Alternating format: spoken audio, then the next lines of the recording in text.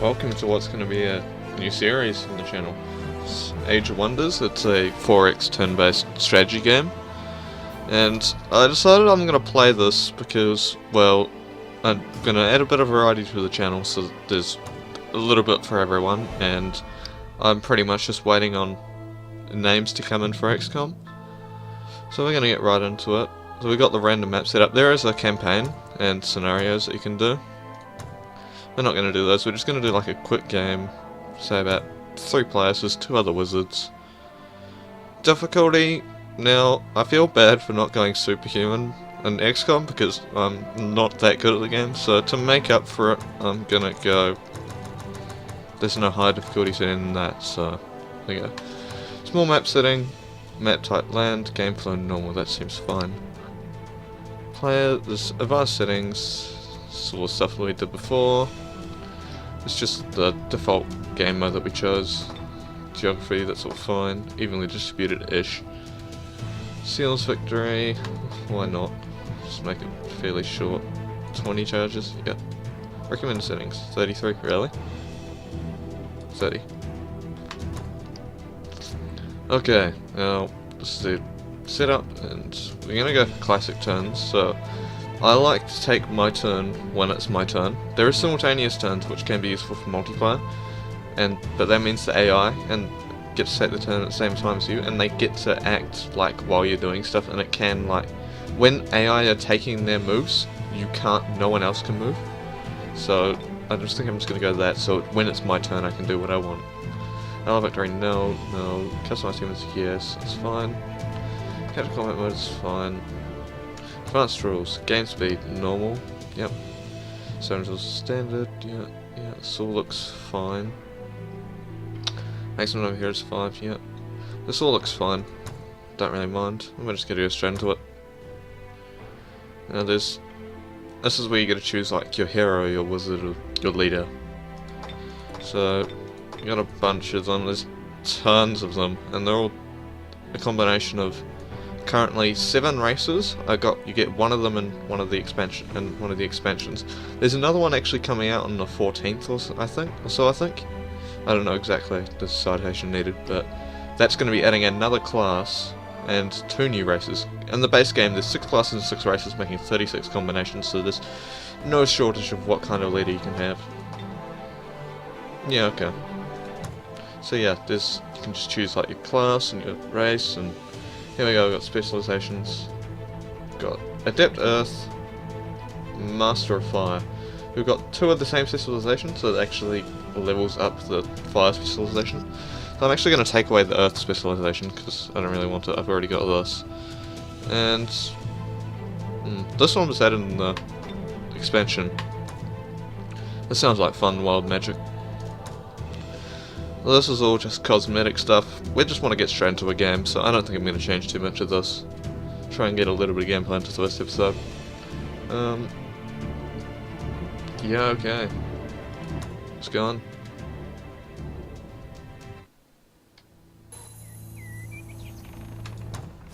Sweet, and we're in. Right. So, the interface is very much like if you've played Civilization 5. You've got like the toolbar on the side that shows you all your notifications. So it just tells you all the things you need to do, it tells you your objectives. So don't lose your main setting and don't die is pretty much what that's telling you, because otherwise you lose. If your character dies, they will respawn at the capital city, the throne city, in 3 turns. But if you lose your throne city and your hero, your hero can't respawn. So that's how you eliminate people from the game. And there's also another victory condition, which is Master the Seals. Apart from just killing everyone. But I think we're going to be going for killing everyone, because it'll be faster. Or getting killed. We're on the hardest difficulty, I don't know what to expect. Empire quests, these are pretty cool. These are added in the, I think a free update, or the expansion. One or the other, I don't know. I think it was the expansion. You have to have the expansion for this, but if you get these goals, you get rewards. So be the first to construct an arcane item forge. Reward, you'll get a powerful magical item, so that's quite nice, and you get all of them, and it tells everyone when someone achieves one of these, so you can actually get like an idea of how well someone's doing when these pop up. Okay. Idle the Monster Mender wants to join us. Yeah, it's 100 gold hero. We'll take them on for like scouting and all that. We can select a skill. So our character has a spell book. So if we look here, global spells. This is what he can cast in this place that we're at the moment. So like in the world map. So he can just cast these. It'll take like 2 turns for him to cast it. And then he's got combat spells. So when there's a battle, it goes onto like a deeper layer of the map, and that's where we have like a turn-based combat, which is really cool. I will get into that probably quite soon.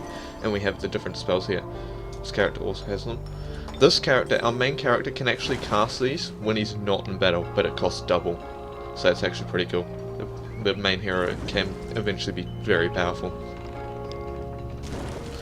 So we choose a skills research. I think since we're a Sorcerer, we might want to go for the ability that gives us more casting points, or we could invoke Extraordinary Mount. That actually seems like a lot of fun.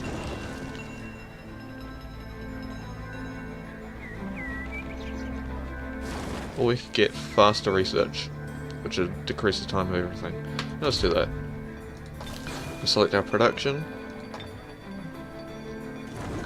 If we go for a builder's hall, and we can actually build things quicker, so again, we're just setting stuff up so we can do building and research faster. Okay, so we've got a scout here. Probably connect this up here so this army's a little bit better at fighting. Cartography, this will tell us somewhere on the map.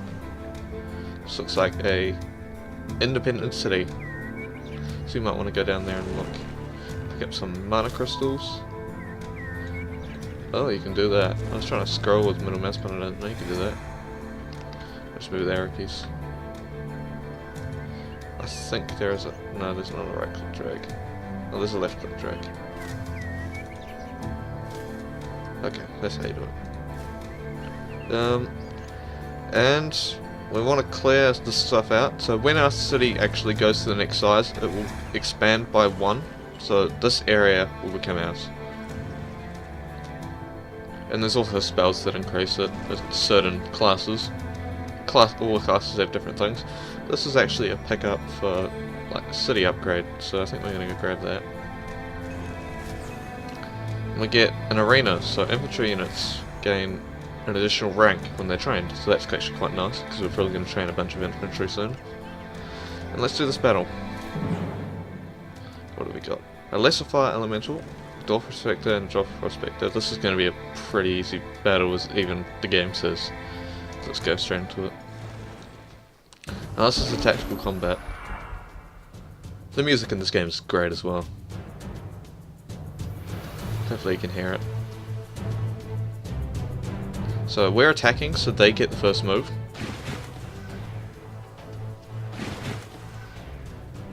So they're pretty much just going to get themselves into defensive positions. So what we've got here, this is our hero. He has his abilities here. He can cast a spell, which will cost him an amount of mana. So he can cast both of these spells, but that would be all of his casting points. And you only get your casting points back at the end of your turn in the world map. So, and then there's mana, which also, for every casting point that you use 1 mana. So there's 2 resources that you have to manage when you're using spells. So yeah, you've got to it's a lot of management for what you use your spells for. So if you're using all your stuff, if I wanted to use that invoke Extraordinary Mount, it'd be using all my casting points, so I wouldn't have any casting points for combat. So yeah, so we've got our hero, we've got a support unit, we've got a pike unit, 2 ranged units, and a basic infantry unit. I guess we're going to move up. There is things like cover system, which is pretty cool. Now these guys, we have 3 units that deal fire damage, mostly fire damage, so these guys are not going to take much damage. You're going to have to get infantry in. Or this guy has shock bolts. Now we've got colours here, which tells us how many action points. You've got character has 3 action points. And the colours tell you how many action points it's going to take to move there. So if you get that, you're going to be put into the orange. If you take this, you've still got 3 action points left. And that means an attack like these can trigger up to 3, as how it says, can trigger up to 3 times. That means but you can attack how many action points you have left. So if we stayed here and they were like in range by shocking bolts, if they were like here, we could probably hit them 3 times. But of course there are actually ranged penalties, so we're not going to do that. Probably just going to move up to here, so we have 2 action points for any like sort of defense attacks, just like in case they run up. If they run up to us, I'm going to defend. Now, they have choking fumes, so they actually have reduced movement. So if they move, it does use an action point. And they have -2 attack, -2 defense, -2 resistance. And they also have low morale from it, which is kind of annoying. Move you up. Just gonna move you around, go for a flank. And turn them around, just defend. Defending protects them against flanking attacks, and it raises their defense. If you attack though, see how they have 1 action point left. If you like attack, they can't go into a defensive position. Now we could actually cast a spell here, which we might do. What is their health like? You can just go and look at them at any time, and you can see every single stat, which is really cool. So you can see that they have fire protection 100%. So they actually have protection against every single. Oh, they have protection against fire and like, but frost attacks do double damage. So if we had any sort of frost attacks, that would be quite cool. But we don't. Now, this would do nothing, almost nothing.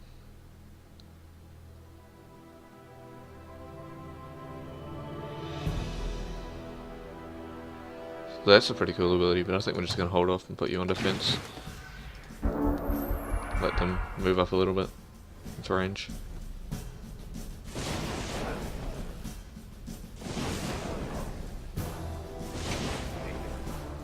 That's completely fine, we're not that hurt.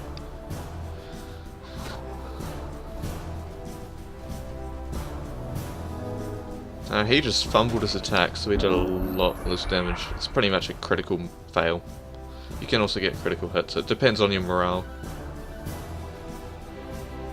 Now, this is possibly kill them, so we're actually going to try it, and if not, one of these units can help them.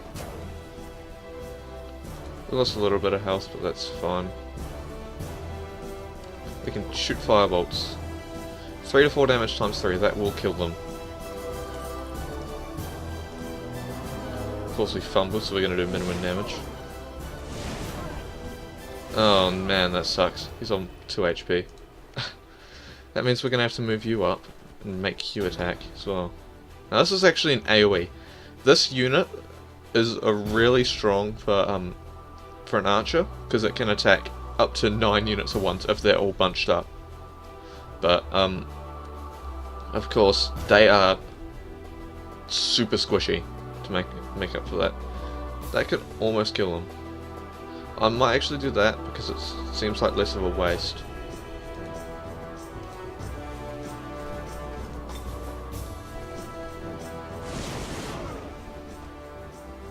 Yeah, and they can only attack once, but it's quite a good ability.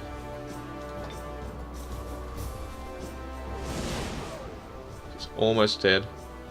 So now we kind of have to make like a decision what we want to do. Do we want to kill that unit or that unit? It might be possible for him to move up if he gets out of the way. Yeah, we can kill him and get a charge attack, so it does bonus damage because he used most of his movement to attack. Cavalry, and they get it as well because they're charges, of course, it's in the name. And shockbolt should be able to finish this guy off. It's a bit of a waste, but there we go. It ends end, so we've just got 1 enemy left to finish off. Of course he can float, so... Ow! Yeah, okay, that's Emperor difficulty trying to tell me something. God damn. Yeah, the hero is obviously quite squishy, level 1.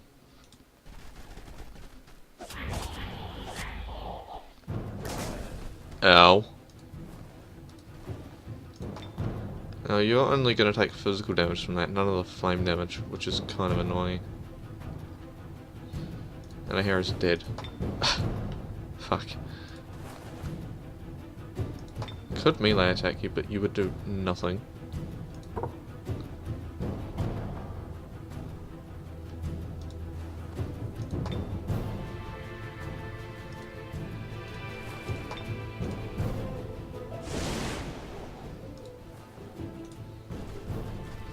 Oh dear, this has not gone off to an optimal start. We're getting fumbled attacks. Let's give you some defense against his fire attacks.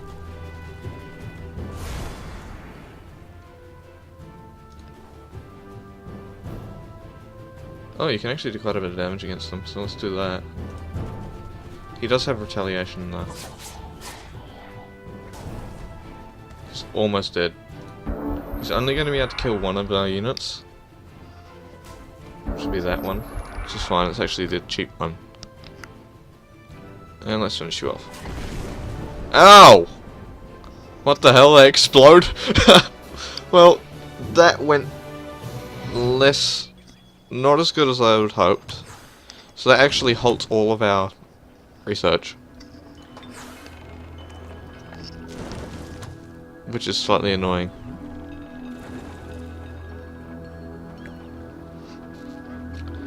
Okay, well it looks like we're gonna have to like merge these two armies up somewhere. Well, otherwise we'll just have to explore a little bit.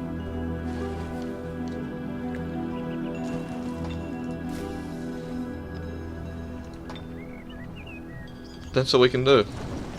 So just finish up. Okay, let's keep exploring.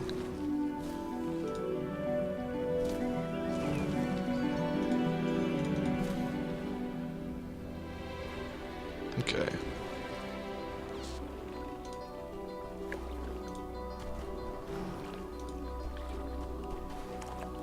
Lucky Cloverfield, plus 10 income. And some refugee camp, so we get some more population in our main city.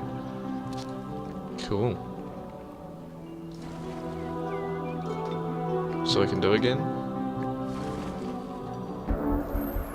Okay.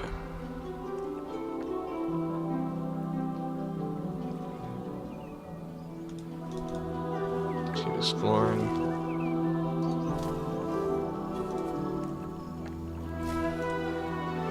I think it's a dwarven settlement down here. Yes, hello. You don't immediately seem hostile, which is nice.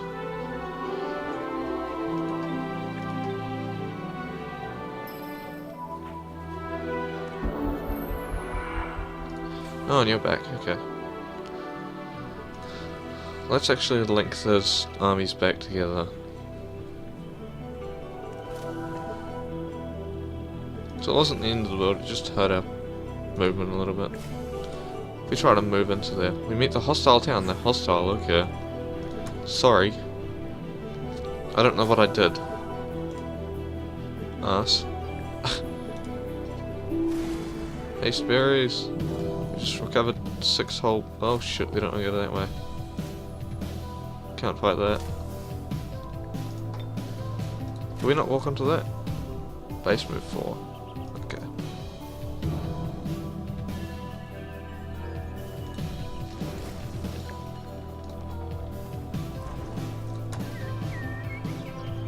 You can actually summon units. Which I might like to do actually, because we're not using our casting points for our mana at the moment. Let's summon some units. That'll take 2 turns. So it'll take our casting points. When we click enter, it will use our remaining casting points, and then it'll also require casting points for the next 2 turns. So in case you need to use it in a combat, it won't drain them, which is quite nice.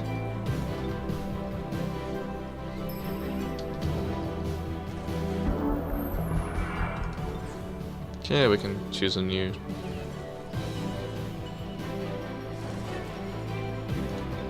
production. Let's train some infantry units that have a higher rank. They're quite cheap. 50 gold. Produce a few of those. What is our production rate? 45. So we might actually want to hold off and get a workshop, because that will increase our production by 10, and that means days will be able to be produced in 1 turn. And overall, to produce 4 of these would take 8 turns, but if we built the thing that's this, it's 4 turns. That means that these would be 4 of these produced in 4 turns, so it'll be the same time that we can do. It'll take the same amount of time to do this, and we get more. So I think that's better. Yeah, let's have a look-see up here. What's up here? Oh, more expansion stuff. Get my hero by himself to grab it. And we got a storehouse. Sweet. That's actually what I kind of wanted. I was thinking anyways. We will want to clear this out, because this would just start spawning hostile units, so we want to get rid of that as fast as possible. But also another thing is that combat, when you're like when you get in combat, when combat is initiated, it is centered on the defender's tile. So if someone's attacking from here and they attack this unit, this is the center of the map. And any unit that is adjacent, and the 6 tiles adjacent, get pulled into the battle. So if you just like have like a tri-stack here, so I have like three 6-stacks here, and someone attacks you, all 18 units will get pulled into that battle, which is pretty cool. I'll just put you back in there. What are you doing? You can just go and explore some more.